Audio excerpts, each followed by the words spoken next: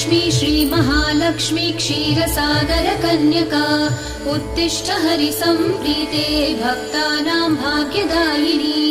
श्रीलक्ष्मी श्रीमहालक्ष्मी क्षीरसागरकन्यका उत्तिष्ठ हरिसम्प्रीते भक्तानां भाग्यदायिनी। उत्तिष्ठोत्तिष्ठ श्रीलक्ष्मी विष्णुवक्षस्थलालये उत्तिष्ठ करुणापूर्णे लोकानां शुभदायिनी। उत्तिष्ठोत्तिष्ठ श्रीलक्ष्मी विष्णुवक्षस्थलालये उत्तिष्ठ करुणापूर्णे लोकानां शुभदायिनी। श्रीपद्ममध्यवसिते वरपद्मनेत्रे श्रीपद्महस्तचिरपूजित पद्मपादे श्रीपद्मजातजननी शुभपद्मवक्त्रे श्रीलक्ष्मी भक्तवरदे तव सुप्रभातम्।